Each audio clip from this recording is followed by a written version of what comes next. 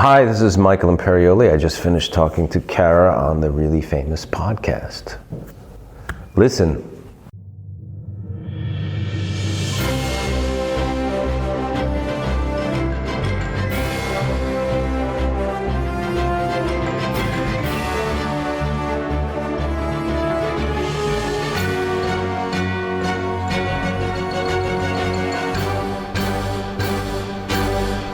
This is Really Famous. I'm Cara Mayer Robinson, and I interview famous people. But I don't just interview them like your typical interview. I'm not really interested in those same old questions. Instead, I like to know who they really are and what they really think.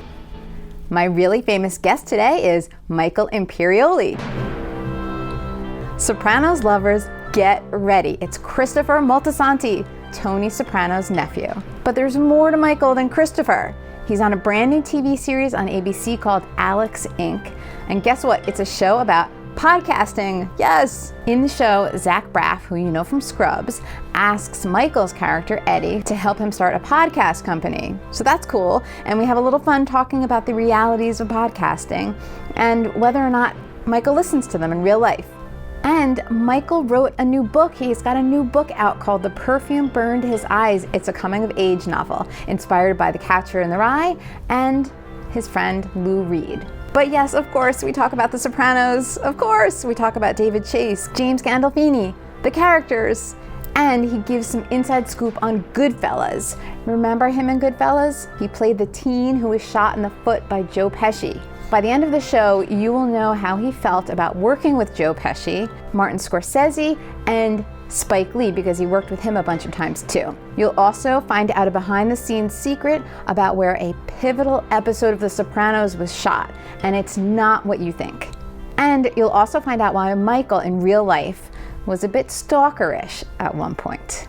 Now, if you follow me on Twitter, you may remember that I ran a poll recently asking what you'd want to ask Michael. And a few of your questions made it in. And stay tuned, there's an extra one at the very end after I roll the credits.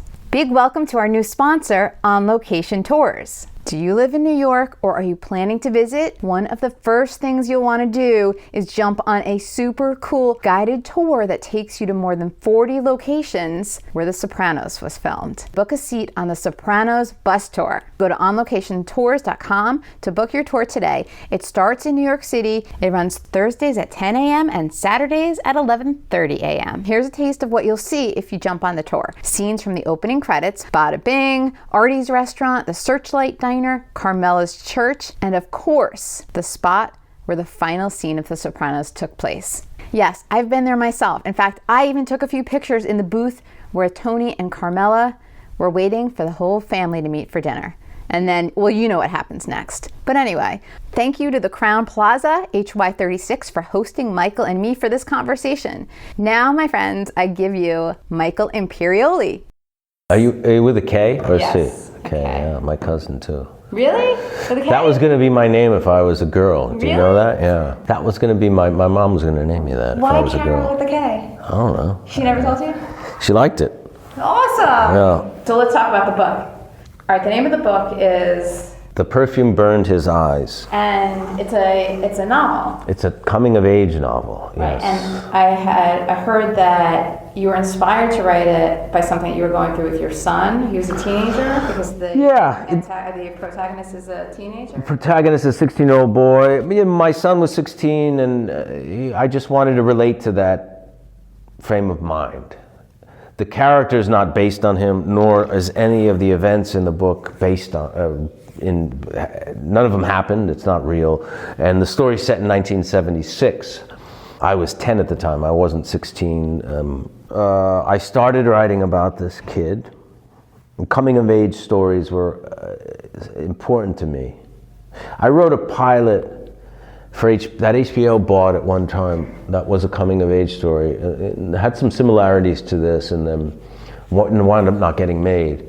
And The Catcher in the Rye was something I read as a teenager that really had a big effect on me, and this book is obviously influenced by that in some very overt ways. And Candide was another book that is not such a coming-of-age book, but in my mind it is in some ways. And not so overtly, obviously influenced, but it was in this book. So this, when I started writing this character, it's 2013, a little while later, Lou Reed passed away. And Lou Reed was an artistic hero of mine for many years. And I was lucky enough to get to know him after The Sopranos hit, because he was a fan of the show. And so his death impacted me on a lot of levels. And then somehow those two things came together, and now it's a book. So how long did it take you to write this? I'd say the better part of 2 years. Well, yeah, I was working. I'd go on location to work, and I would not write. I'd only write when I was home, not working. So not the full amount of 2 years. And then I did some revisions. Not revisions, actually, additions. I added some material after I started working with my publisher, Johnny Temple, at Akashic Books. It was very, very helpful in the process. So are you the kind of writer who has to keep going over your work to perfect it, or do you like to just kind of get it out there and not really think too much about it after it's written? Kind of both. I'll work out a passage or a chapter and make sure it's right, but keep moving on and keep moving forward, and then start again from the beginning and start to really revise. I mean, a lot happens in revision. Well, who said it? Somebody said that writing is rewriting. You know, a lot of writers say that, but it is, yeah. I mean, it does happen that way, yeah. Right, but you have the hardest part sometimes, I think, is just to get it all out there the first time. Oh God, yeah. Getting it out is hard. Right? Yeah. So what do you, you're a night writer? Or? No, I used to be. I mean, when I was writing for The Sopranos and stuff, I was all-night writer. But now, no, I'm a morning writer. So you get up very disciplined? Mm-hmm. You have to be, yeah. Similar time, and 4 to 6 hours, and then it's kind of, you know. So are people surprised when they hear that you wrote a novel? I don't know. I mean, if people know what I've done, maybe not, but people who don't know that I've written or just think, the guy from The Sopranos, maybe they would be. Don't you think many people assume you are like Christopher Moltisanti? I think more back then when the show was on. I think now, because I could be really wrong on this, but now I think people don't. Yeah, I think some people really thought we were like Jersey Shore, they found us in the mall and put us on TV or something like that. But most of us had been acting for a long time before that, and have done stuff after that. So I don't think they really think that anymore. Really? I mean, I'm not like that character at all. I mean, I don't really come from a mafia background at all. I mean, I come from a kind of an Italian-American neighborhood, but from the time I was 17, I was really around artists and musicians and actors. So you're here, but you don't live here? I don't really live here now, but I did, and I will be. I needed to take a break for a while, but because it takes a lot to live in a big city. It's a certain energy, vibrational level that's constant, that I needed some distance from. Okay, so you grew up here, yeah? Yeah. In what part? Mount Vernon, New York, but I was in Manhattan from the time I was 17, pretty much. It's not the city, but it's not really suburban. But parts of Westchester are. Parts of Westchester are very wealthy, and suburbs and stuff. The further north you go, The right? further north, yeah. Some of it's really beautiful, yeah. Yeah, you know who I had on the show was Chazz Palminteri? He's from the Bronx, but he lives in Westchester. Yeah, right? he lives in one of those kind of more suburban parts. Denzel Washington is from Mount Vernon. So is P. Diddy. They're both from Mount Vernon. Yeah. But they're both older than you. Denzel is, P. Diddy's not. Okay, so did you have any contact with P. Diddy growing up? Yeah, and not growing up, no. I met him, we had lunch once as adults and stuff, after Sopranos, all that. We were working on a project that never wound up happening together, but we talked about it. He actually lived not far, like a couple of blocks away from me, but we didn't, he was younger than me, yeah. I was a little bit older crowd. So what did he call a meeting? To call you for a meeting? He had the rights to a book that I got hired to adapt by Bob Weinstein. And it was a George Pelecanos book called King Suckerman that I think Diddy brought to Dimension Films. And they hired me to adapt it. And I did some drafts of it that never, the film has never been made, but it should be because it's a really good book. Is that annoying though, that when you do these projects and you feel like it's going to be something and then it's just, you never hear from it again? Yeah. It's really annoying, but it happens all the time. Yeah, in this business you have to throw 20 things at the wall and hopefully, one of them will stick. And have you thrown what? Oh, tons of stuff. Really? Tons. So you don't get your hopes up about anything? Yeah, you get them up and then you get them dashed.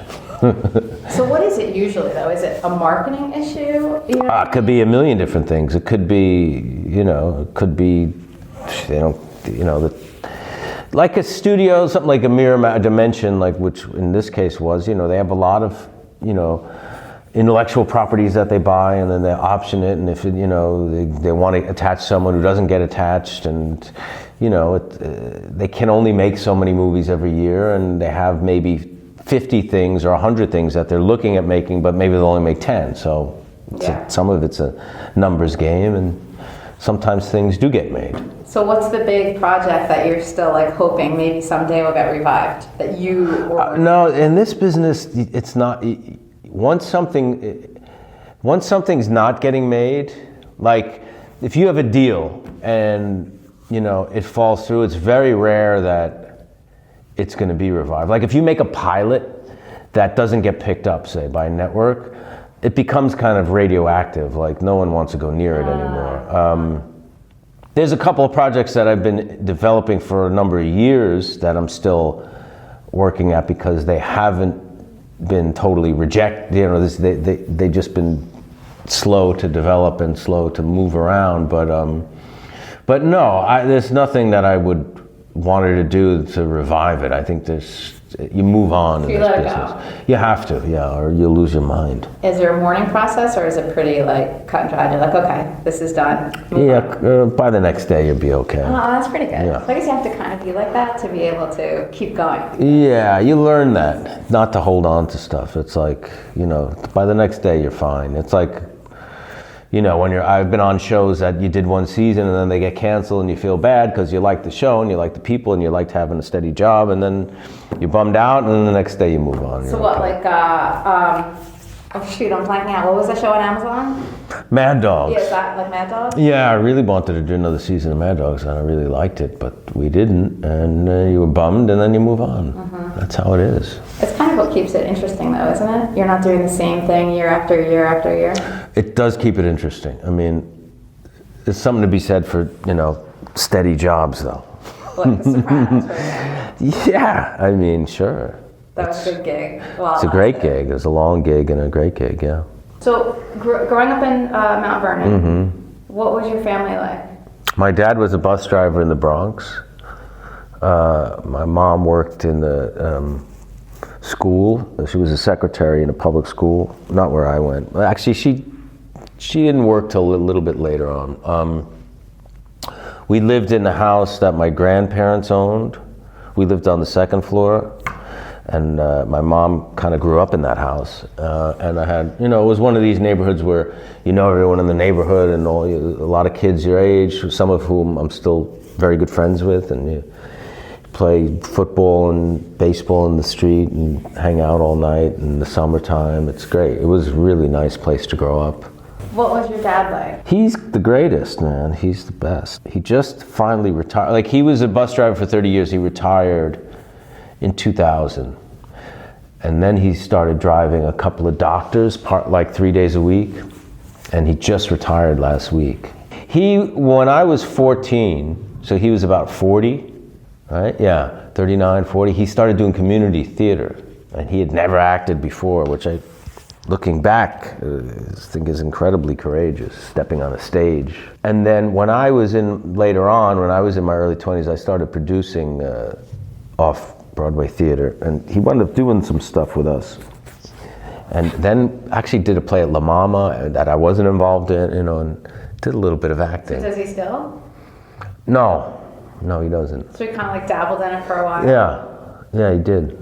Did you get involved at all? Did you kind of see him doing things? Yeah. Did it seem pretty cool? Yeah, definitely saw him doing things, and not only that, when I was, from the time I was young, I always saw a lot of cool movies in the theaters, or something cool would come on late night television, like Midnight Cowboy or some movie like that, and he'd say, "Oh, we should watch this movie." And I went to theater when I was a kid in New York and stuff. And what was your mom like? She's very artistic. She was an artist, and she was involved in the school, like would do like set design and stuff sometimes at the school, and they're great. I'm going to see them tomorrow. I'm going to stay with them for a couple of days. Yeah, I always do. Yeah. I always stay with them, and good cooking, good food. What's their specialty? Who cooks? Well, I'm vegetarian, so she kind of caters to me when I come now. So she'll make like eggplant parmesan, or some kind of pasta dish, and lentil soups, and good stuff. You are interested in cooking too, right? I like to cook. Yeah, I was a cook in a restaurant when I was 19 in the city here in Manhattan. That's how I started, but I wasn't very good. I didn't start getting okay till I had kids, and really learned how to cook. Well, I'm a home cook, So would you experiment? Yeah, experiment and just read cookbooks, For fun. To learn how to cook, because Okay. my wife doesn't cook. She builds things. She's an interior designer and she built a theater that we had for a number of years where we produced theater, a set designer and stuff like that. Very amazing at it. And when we first got married, we were busy and takeout in New York, to go and deliveries and stuff, and I got sick of everything. I didn't care who was delivering it or where it was from. So I was like, I got to learn how to make stuff I like, and that's how I started learning. I'm really good with pasta, like just straight up marinara and oil and garlic, or with vegetable, like with broccoli, or with beans, or with pasta with lentil, all those kind of things. And soups, really good with soups, and good with salads. And I like to go to the farmer's market, see what's in season, what looks good, and then construct a dish from there. So you met your wife here in New York? In New York, yeah. We met at a bar through a mutual acquaintance. We met through a woman who lived on the floor of, I was living at the Chelsea Hotel, and she lived on my floor. This woman who I kind of knew. And I went into a bar next door to the Chelsea. It was actually my 30th birthday. It was really, I think I had dinner with my parents, and they drove me back to the city or whatever, and it was really late, like 3 o'clock in the morning. And I was there having a drink by myself, and this person was there that I knew, and she introduced me. My wife doesn't remember. She didn't remember meeting you? No, because I made such a strong impression on her, obviously.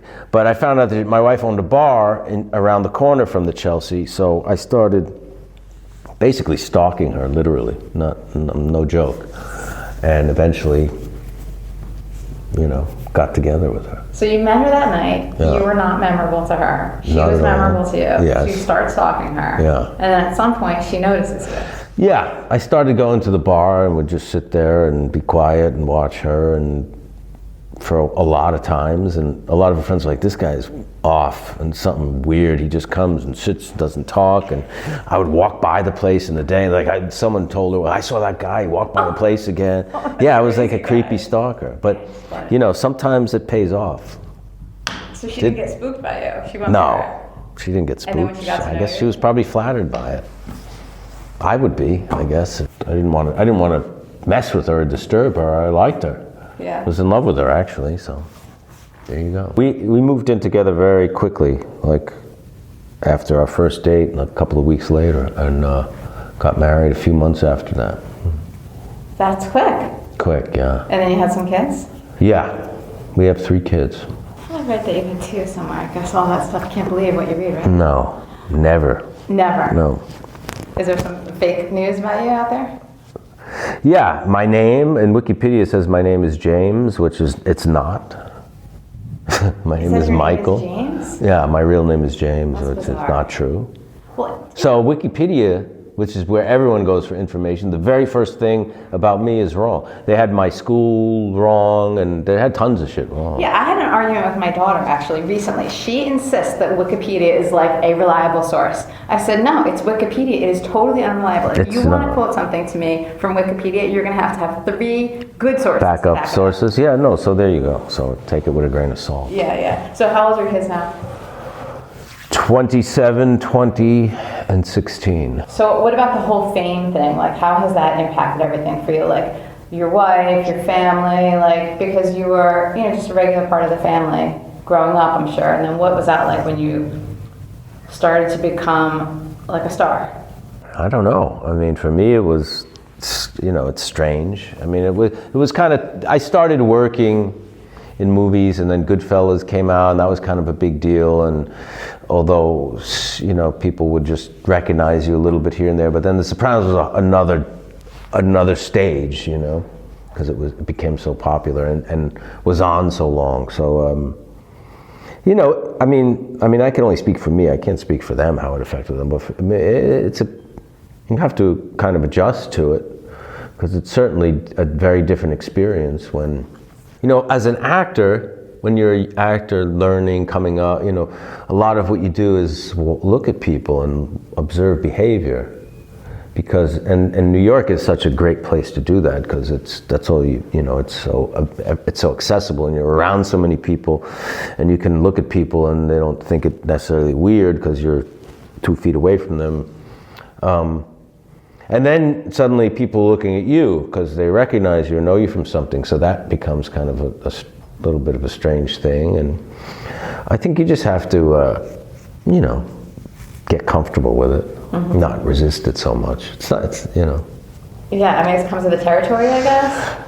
Yeah, I mean, you have to be protective, and you have to make choices that, protect yourself. I guess it does come with the territory. I mean, but there's, limits to it that you accept or not accept, Right. Some people have gone a little too far recognizing you. Yeah, mm-hmm. People go too far. Like one day I was in a restaurant and sitting there having dinner with my wife and friends, and the guy comes over, he says, it's my girlfriend's father, it's his birthday, he's a big fan. I said, yeah, tell him to come over and say hi. He's like, you mean you won't go over there and talk to him? And I said, the way you put it just now, especially not, you know what I mean? But it's like, I would never in a million years tell somebody what I want them to do. You may ask somebody for something, but to tell somebody what I think they should do, I mean, that's, especially somebody if you like their work or admire them, I mean, that's kind of presumptuous. People have different ideas about what's okay and what's not. Yeah, and sometimes you have to set them straight, I guess. Yeah, did you set them straight? I said, no, I'm not going to go over there. How's that? Right. I'm actually having dinner in which you're interrupting. But no. You have to watch out for things like that too, don't you? Because you can say something like not that. So much anymore. I mean, it was more that kind of attention was a lot more when The Sopranos was on. Like things go in phases and waves, Yeah. So it's not as big of a deal now. However, people are always watching The Sopranos now. I mean, yeah, that's true. And younger people who didn't watch it when it came out because they were too young. So I would think you would get recognized and whatnot and have to deal with that as much. Yeah, especially in New York, because when you're just around so many people, and it's kind of it is like a New York, well, it's a New Jersey, but like we're kind of the home team here in a sense, True. rather than other places in the country, especially here. So a lot of people talk about The Sopranos as like the beginning of all of the good TV that's on. Right. Do you feel like that too? Yeah, I think it definitely had a huge impact because, first of all, there wasn't much cable series then. There was a couple, but there wasn't much, and I don't think they were that different than anything else that was on broadcast network TV, broadcast TV. But The Sopranos, I think, really showed what TV could be and brought more of the kind of artistry that you'd normally see in good films to television in a way, and not that there wasn't good television before, but it was a different breed of television. I mean, there was great shows like All in the Family and whatever, Hill Street Blues, or what are the great series that people loved, but this was something that you'd more see in a movie.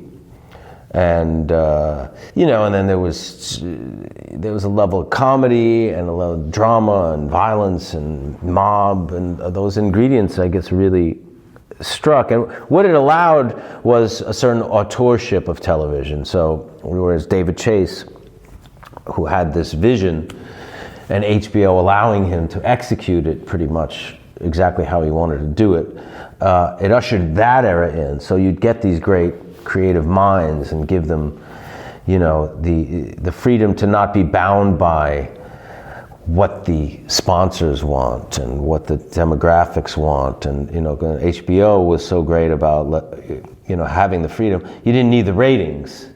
You know what I mean? On network TV, you need ratings because your advertisers want to spend money on higher rating shows, whereas HBO doesn't have advertisers.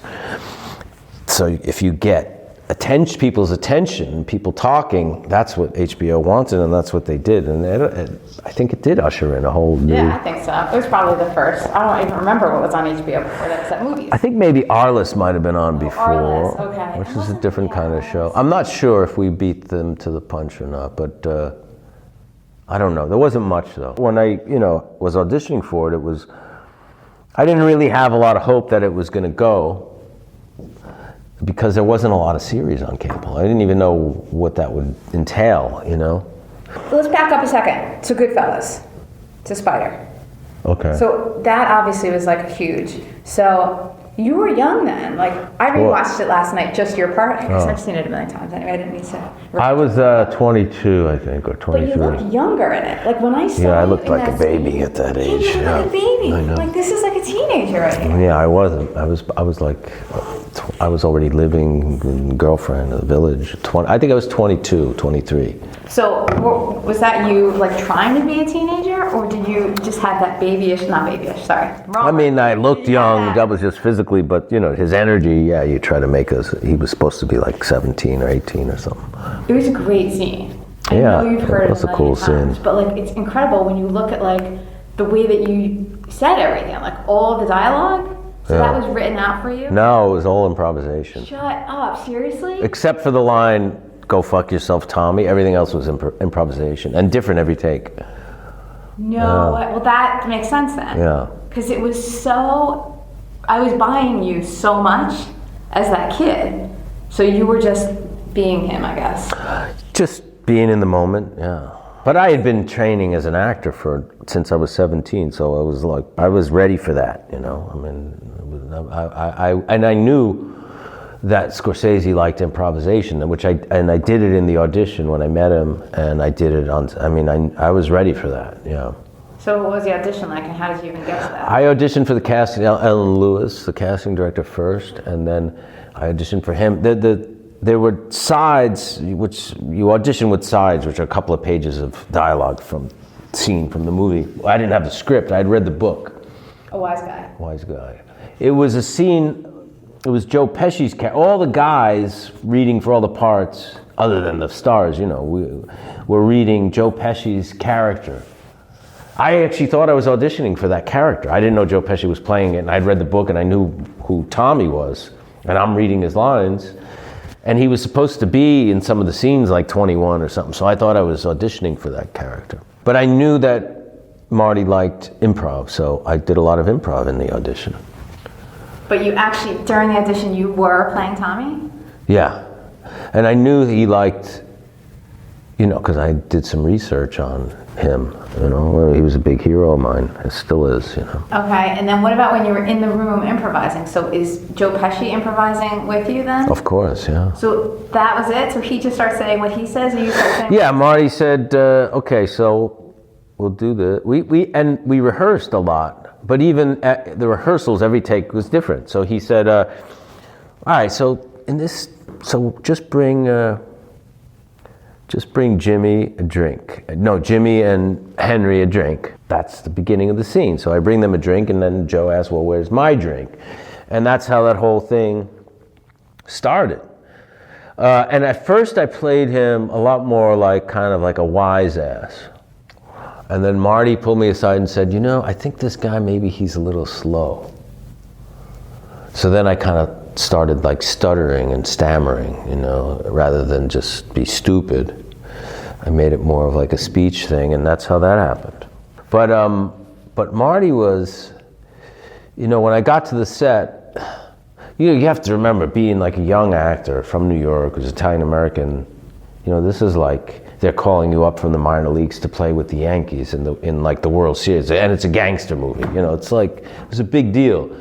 But I got there, and he came. They brought me to him, and he was like, "That's my trailer. If you have any questions, come and see me." He made me feel so that I belonged there, that I was an actor. He gave me that respect, and he didn't know me. I was a kid, which was really cool. So then I got on the set, and he wanted me to, do my thing. So I asked the props people to let me reset the table, the drinks and stuff after the takes, in between takes, and they did, which I didn't really know much about how movies worked then. I had done a couple. Looking back, it was a very ballsy thing to ask for. And then the bar where I would make drinks required me to have my back to the table. So I said to I'm kind of looking back surprised that I actually did this. I said, why don't we have the bar so I can make drinks and watch them, because my job is to really get them whatever they need at all times and make sure they're happy.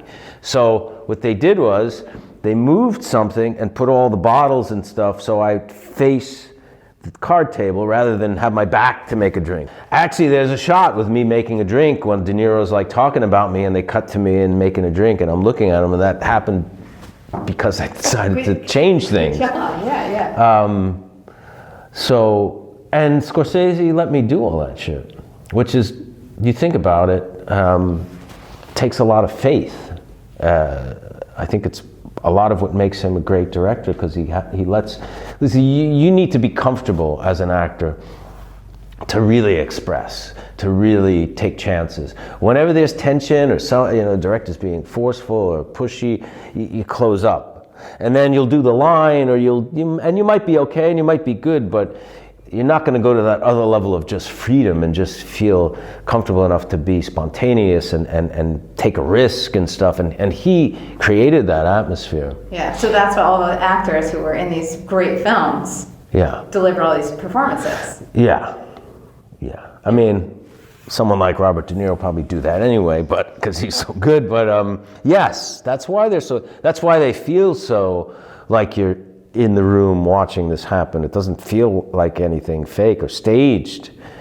And I'm very indebted to him for that experience, because it could have been, it could have been a crushing experience if it went bad. Totally. And it wasn't. It was amazing. Yeah, and so you don't look back and you're not like, oh, enough about Goodfellas or whatever. Like, you feel like lucky that you had that. Oh God, yeah, big sure. time. I think it started my career basically.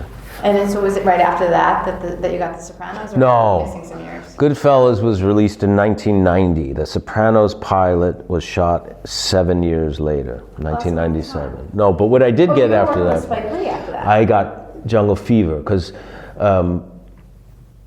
Scorsese and Spike Lee are friends, and were friends then. So right before Goodfellas came out, Marty was screening the movie for friends, and he invited Spike to a screening, and Spike saw the movie. At the same time, he was casting Jungle Fever, which had a lot of Italian Americans, so he cast a bunch of people from that movie. And Spike really liked what I did, and I wound up I've done 6 projects with him, yeah. One of which I was a writer and producer on, yeah.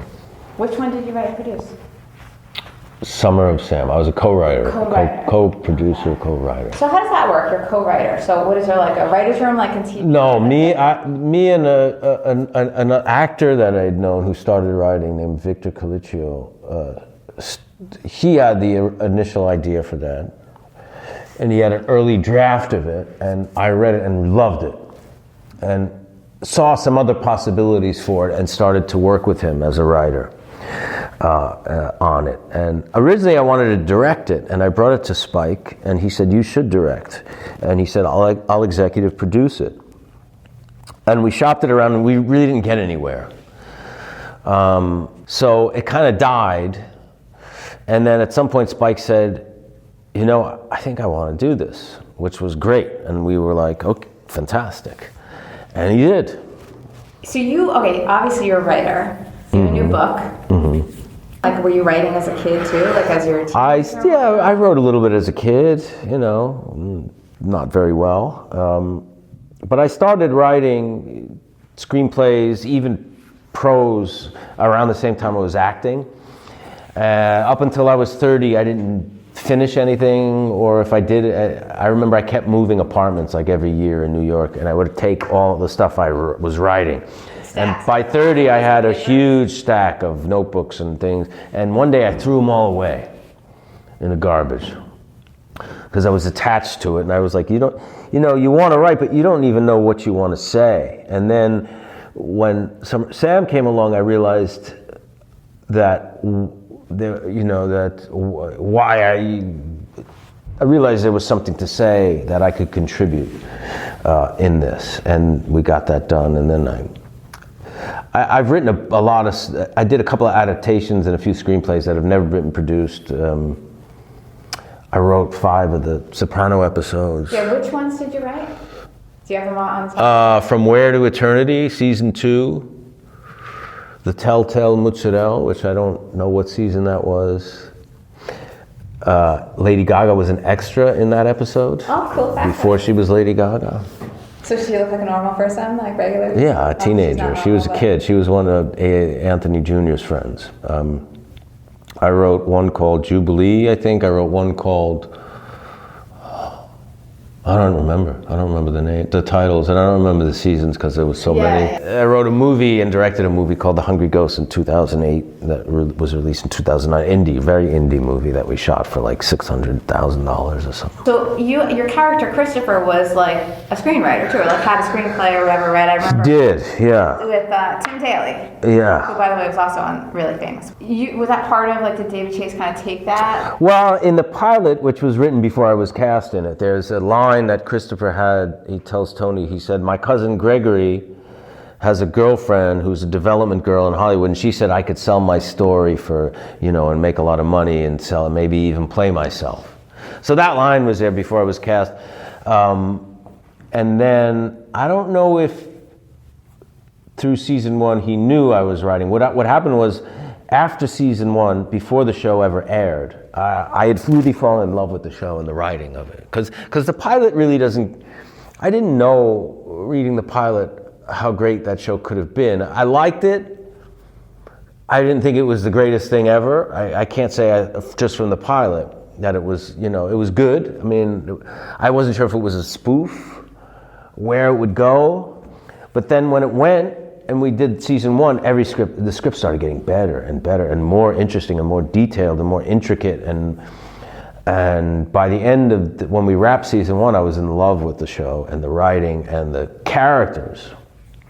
So I wrote a spec script during the break. And I also invited David to come see Summer Sam because it premiered at the same time. And he liked what I did with the spec, and we actually used a lot of elements of the spec script in the episode I wrote for the 2nd season. So you were really like, you loved it. You loved it. Did you watch the episodes? I loved like it. After Oh yeah, and I loved all the characters. And I learned a lot from David Chase, a lot. He's a great writer, especially in his commitment to detail. Like nothing is ever taken for granted. In small ways and in big ways. In small ways, like if the script says, Tony and Carmelo at home, the doorbell rings, and there's a pizza delivery boy who's wearing a Brazil soccer jersey and a black New York Yankees hat. On the day of, that kid better be wearing a yellow Brazil soccer jersey and a black Yankees baseball cap, and he better have a limp if that was in the script or something like that. And if it wasn't, somebody had to answer for that. And and not to be, and I'm not talking just to be difficult. I'm saying because you have to make very specific choices to make a very specific world, and every choice is a piece of the whole, and it adds up into something very specific and unique and idiosyncratic, and that doesn't happen unless every choice you make is thought into. Right, so it was a very purposeful show. Yeah. Not only in the plot or whatever, but in just the whole feel of it, I guess. Yes, Yeah. and that comes bit by bit by bit, like a mosaic, and everything being specific. Even the music too. Of course, everything, every aspect of it has to be. Even the art of it, like the book has, the cover art of it was very important to me. When we had the theater, the poster art was very important, because I come from a time when you'd buy records and spend hours just staring at them and deciphering them and looking at all the liner notes and things, and the visual aspect of it was a certain connection that was important. Where were you when you heard the news that James Gandolfini had died? I was buying coffee in California, and my friend called me and said, Jim died, and I said, Jim who? Because the last thing I could imagine that Jim Gandolfini was dead, and he said Gandolfini. And I stood in one place for a really long time and started calling other people, because at that time there were like hoaxes on the internet. There was one about me that I was dead, and there was about a lot of people. So at first I was like, well, maybe it's a hoax, and then we have the same lawyer, Jim and I. And I called him, and he said, no, I just spoke to, Jim's sister. Yeah, it was just a horror. I was just kind of shell-shocked. I just seen him like a week, 2 weeks before at a premiere, and it's horrible. Still horrible. I mean, I saw him 2 weeks before, and he looked great and happy and energetic and fine. I had no idea his health was bad. Yeah, I was completely blindsided by that. How did you feel when David Chase told you that he was killing off your character? I knew a long time before, because I was involved in the writing of the show, so I knew a lot of where my co-stars were not privy to a lot of the secrets and stuff. I was, and I knew way longer. I thought it made a lot of sense. I think it was a good decision, dramatically. Also, it wasn't too much before it ended anyway. No, it was the last season. It was, a couple of episodes It's not before. like a character that gets killed off in like season 2 or something. Like Vincent Pastore did, yeah, Big Pussy, which was, that was a lot harder, I think, for him, and seeing us go on and on for a few years. But he took it really well, and, Was it like a family, or was it not? Yes, definitely. A lot of the actors I knew from before, because from other things, Edie and Vinny, Pastore, and Sirico, and two of the, John Ventimiglia and Sharon Andrews, I was in acting school with as a teenager. So this was like going down the corner and hanging with your friends every day. What was the hardest episode to film? What was the hardest episode to film? Well, we shot that Pine Barrens episode, which was very physically demanding because we were in the snow and we weren't wearing a lot of clothes and it was cold, and yeah, it wasn't supposed to snow. Well, it wasn't written to take place in the snow, but right before we shot it in the state park upstate New York, it snowed and blizzard, and it was actually magic for the episode because it added a whole other layer and dimension that wasn't predicted. Are you telling me that wasn't in the Pine Barrens? It was not in the Pine, it was in upstate New York. The Pine Barrens didn't look as good. Some things don't look like they should on camera. Yeah, Hollywood in New Jersey. What do you miss most and least about The Sopranos? I miss most about The Sopranos is, well, the camaraderie, the great work, and the great scripts that we got to perform as actors. The least, I don't know. I can't think of anything. Strike me as like an analytical person, as like a cerebral person.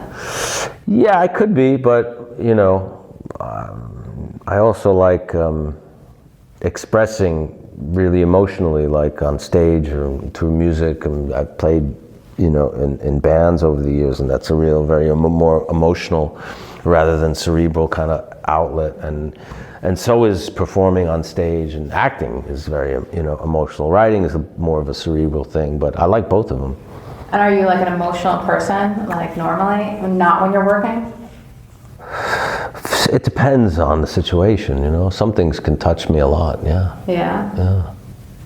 Some things touch me a lot. I mean, it was very moving to see all these kids. It's beautiful, seeing what they did to, protesting and marching. And I mean, I'm so impressed with these kids in this country.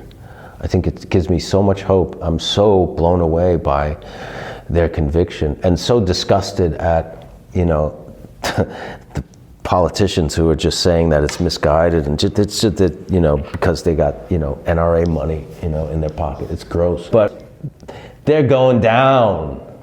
Those people are going down and are not going to get reelected because this new generation are much smarter than the old one and don't want to die in classrooms. My kid, he's 20 now, but he said to me one day, he said, my biggest fear is getting shot in school. Man, he went to a school that was idyllic practically. It wasn't a dangerous high school with metal detectors. It wasn't an inner city high school, nothing. He's talking about some kid flipping out, shooting, 20 kids. Yeah, well, it's a real fear. Yeah, it's a reality. And has to change, and this country's been, because politicians want to get reelected, and their money, they get money from the NRA, and and it's been so upsetting to see people's, some like Santorum, Rick Santorum was saying these kids shouldn't march, they should learn CPR. It's like, well, CPR is great. How about they do both? How about they march, you change your gun laws, and they learn CPR? They're like, the gun laws shouldn't affect, we should change how school safety. How about we do both?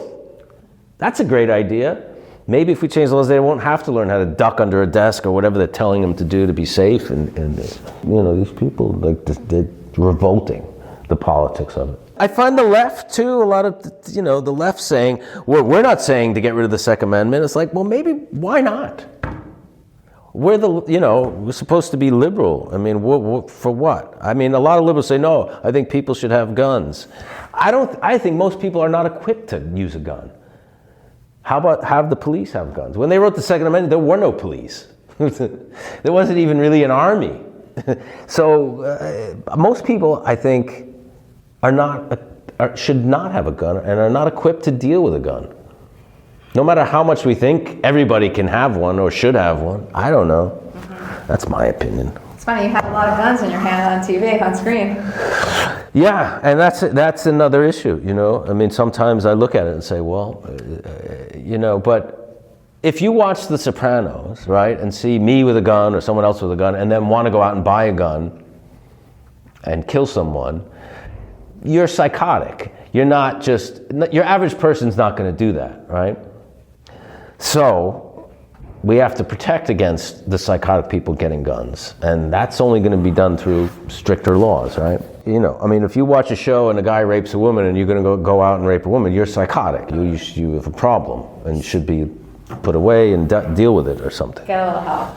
Yeah, a lot of help in that case. But, so your new show, Alex Inc. Speaking of violence and rape, Alex Inc. It's like the opposite. The show is the opposite of anything. I mean, the biggest things that people are thinking. Right. So Alex Inc. is a show about, ironically, because here we are on a podcast. It's about podcasts. A guy, Zach Braff, who decided that he was going to quit his stable job and start a podcast. I know he says a podcast company. I know. That's what I was going to say. He always says a podcast company. Because in the early episodes it's just him, but he's going to be open to getting other people to make podcasts. Oh, okay. I don't think that was really explained. Well, it doesn't happen till later on. Also, did your name change in the show from like the pilot to the third episode? What's my name in the pilot? Eddie. Eddie what? Laguza. Right, but maybe it's IMDb. It was originally Eddie, I think. Ramirez or something. See, originally they wanted a Michael Imperioli type, right? And they're casting the part. This is true. And then they didn't kind of find who they wanted. I think they were open for different. He could have been Italian. He could have been Latin. I don't know, whatever. I mean, but then they decided to see if I wanted to do it, which I did. Get a Michael Imperioli right. type. And Eddie calls them podcasts in air quotes. And Alex says to him, you don't have to put the air quotes because it is an actual thing. It does exist. Because Eddie doesn't know what a podcast is, yet his cousin hires him to basically be the sales manager, and he's not intimidated by that. He thinks he could sell anything. So even though he doesn't know what it is, it's not really an obstacle in his mind. Mm-hmm. He'll figure it all out. Mm-hmm. He'll bullshit his way through it somehow. All right, so this is a totally different vehicle for you. This is a sitcom. But have you ever been in a sitcom before? Not a sitcom. I did one, I was a guest star when I was about 23. I might have been after Goodfellas. I was guest star on a sitcom that was on, I forget the channel, the Family Channel, which was some cable channel that I think it was like a Christian-owned channel, and it was a sitcom called Big Brother Jake, and there was a guy who I see once in a while, Jake Seinfeld, who was a celebrity trainer. He sells like the ab rollers or something. He's a big guy and older guy now. And I was a guest star on that sitcom, which was filmed before a live audience. And I did a pilot of a sitcom that didn't go about 4 years ago. I mean, I've done comedy. I mean, I've done comic movies and comic roles in movies, and Californication was a comedy, and I was on that. But it's a little different, yeah. And it's a lot of fun. It's a lot of fun doing comedy all day. It's a great cast, and they're good people. And Zach is very talented and very funny, and as a director, directs a lot of the episodes and knows how to direct this material really well. And a really good guy. And so podcasting is interesting too. So did you know yourself what a podcast was before? Yes. You did? I had been on podcasts, so I didn't. I had been on some podcasts, so of course I know it. And I listened to a lot of. I mean, I don't like download podcasts, but I listen to a lot of them on NPR. You know, like Snap Judgment and the Moth Radio Hour. I listen to what's the other one I like? Snap Judgment's a good one. So what do you mean you don't download them? You listen to them on the radio. Oh, in the car. Yeah. Radio Lab. That's a good one I like. Fresh Air. Fresh Air. Terry Gross. Yeah, all that stuff. But you listen to them on the actual radio. On the radio. So you don't have a podcast app on your phone? No. You should get No, but when would I listen to that? Anytime that you're moving. I find podcasts are the best when you're moving. So either you're out walking, you're walking. No, I don't wear headphones when I walk. Okay, how about when you're driving or you're on a plane? I'm driving, I listen to the radio, right? Okay, right, it's the same thing. It's the same thing? You're saying it's the same thing. We do the same thing, only mine comes from. So you can hook it up somehow to the radio in the car. I just put it in the car. I just leave my phone. Oh, the Bluetooth. I just stick my phone in the console and I listen. All right. Well, maybe I'll do that. Yeah. I mean, I don't recommend that. It's probably a little behind the times, but it's the same thing. You're talking. Like I'm saying, you like to listen to it too when you're moving. So do I. Yeah. Mine just happens to be on a podcast app, and yours happens to be on the radio. Right, same thing. Yeah, but there were some cool things in there, I will say, in the show that I could relate to personally as a podcaster. Like trying to name the podcast was hilarious, I thought. I don't know if you remember filming that, but you guys had a big, chalkboard, not chalkboard. Names are hard, right? Yeah, it was so hard. I had friends coming in, we were all like. So how did you decide this one? I'm telling you, months this went on for. So this is called Really Famous, and it's because I knew that it was going to be famous people that I would be having on the show, because I was a journalist before starting the podcast. So I've been doing interviews with incredible people for a long time. So I knew it would be famous people, but I wanted to get to the real person. So I'm not interested really in the image that everybody sees.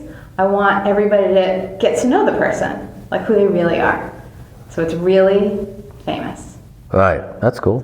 So that, and then I don't want to give away all the lines in the show, but right in the first episode, I guess, of the pilot, you say something like, "Oh, all you need are 2 mics and a mic, one mic, right. And a couple of chairs." A couple of chairs. And I've got a couple of chairs. You got the couple of chairs. Which is true. And that space that you're in is too echoey. It's worse in this room.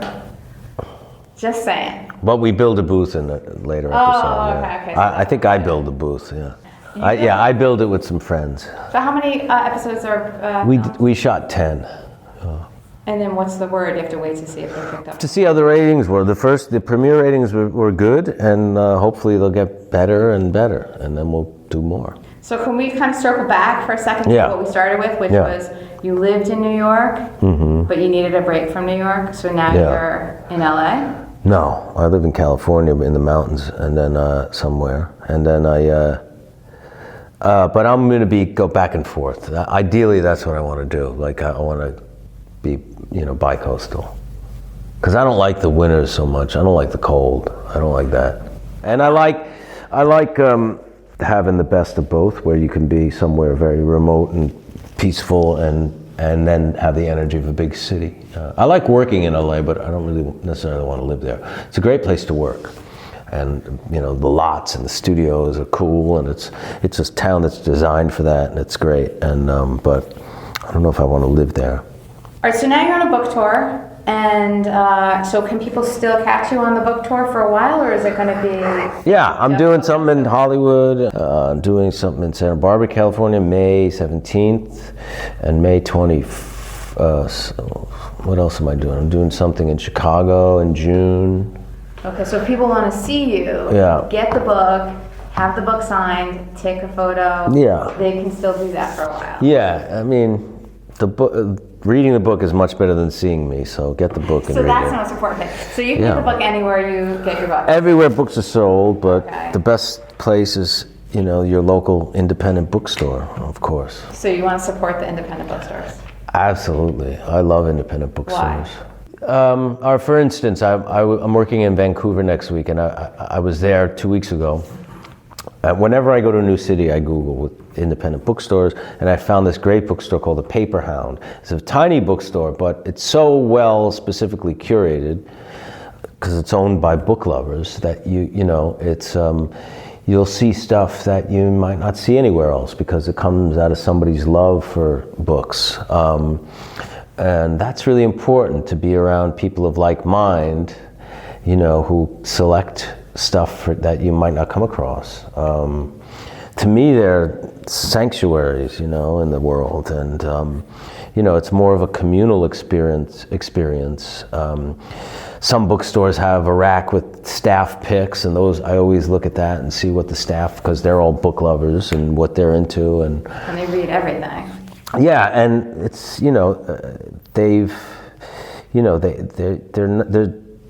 they're an endangered species in a lot of ways, and so we have to support them. And independent publishers, of whom Akashic, who published my book, is one, and they're just a great press, and they have a wonderful catalog of books. So who is this book for? Who should buy this book? Well, a lot of people, I didn't write it for teenagers per se, but a lot of people say that it has a crossover young adult thing. There's some heavy things going on in the book and difficult things, but nothing that I think anyone 16 has not thought about or been exposed to. But I think people who like coming of age stories, people who like literature, and who are into music or New York stories and rock and roll, or fans of Lou Reed, or fans of the New York music scene, that kind of thing. Or anyone who likes a good book. Anyone who likes a good book. Of any age or location, generation, whatever. Yeah. So, all right, we'll put up links as well, so it's easy for everybody to buy. Is there an independent booksellers association or something? Maybe we can link to that. And then There's the ABA, the Association of American Bookseller Association, who are fantastic. So we'll put a link up there, and then if you want to buy the book, you can support a local bookseller. Yeah, that's a great idea. Okay, so that's cool. Who is Michael Imperioli? Yes. That's the answer. I end every show with that question. That's a good question. The guy sitting in front of you. That is a great question, because in Buddhism they say the inherent nature of self is just an illusion cobbled together of different elements, because what is the self? Is it the brain, the face? Is it the words, or is it all of the above or none of the above? And I don't think he really exists, or any of us really do. The ultimate reality is that we're all one thing, rather than a bunch of billions of separate things. That's what they say, at least. Michael, that's a good answer. All right. I thank you.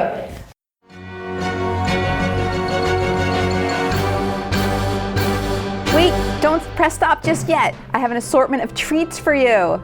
First, it's giveaway time. Want to win a pair of tickets for the On Location Sopranos tour? All you have to do is sign up for the Really Famous Insider newsletter by May 1st, and you'll have a chance to win. Already an insider? Don't fear, you're automatically entered to win. To sign up now, click on the giveaway link in the episode notes or visit reallyfamouspodcast.com and click on Yes, Please. Next, if you want more from the cast of The Sopranos, listen to my interview with Aida Turturro, who played Janice. It's a good one. She and I hit it off immediately. You'll see. Catch my interview with Tim Daly, who played the screenwriter who Christopher teamed up with, and he tells the whole story about how David Chase created that role for him. How about my talk with Chazz Palminteri? DANNY AIELLO? No, they weren't on The Sopranos, but of course we all know they played gangsters. Watch Michael Imperioli on Alex Inc. on ABC Wednesday nights at 8:30, 7:30 Central. For behind-the-scenes pictures and videos, click on the show notes or visit reallyfamouspodcast.com. Pick up the Perfume Burned His Eyes. Just click on the show notes or visit reallyfamouspodcast.com. I know you get it by now. This link that I put up for you will take you right to the American Booksellers Association, so you can do what Michael wants you to do, support local independent booksellers. Shout out to Jamie Dent Campbell. Jamie, your support on Patreon is hugely appreciated, hugely. And have I given a shout out to Kevin yet? Kevin Kane, who's a big fan of Really Famous and has a true appreciation for the impressive talent of so many of my guests. Well, if I haven't thanked you publicly yet, Kevin, thank you.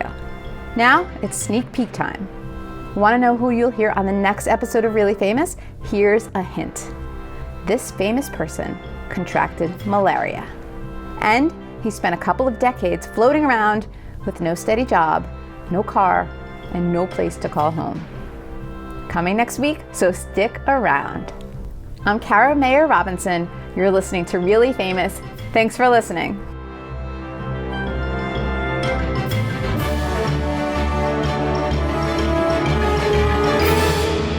Okay, and the last question is, are you going to play Chrissy's dad in David Chase's prequel to The Sopranos? I don't think I'm going to be in that movie. I think it would be very distracting to see some of us who were in the series be in the movie. I think it would take the viewers out. And I don't know anything about, I mean, I heard it takes place in the late 60s and it's about Newark during this race riots, but I would imagine it's going to be something that really stands on its own, that doesn't really necessarily feel like an episode. My guess would be it's something that's going to be its own kind of world. Whether or not there's characters that are early versions of the series characters is up, but I think it'll be probably great because it's David, and probably something very different than the show. That's my guess. I have no inside scoop.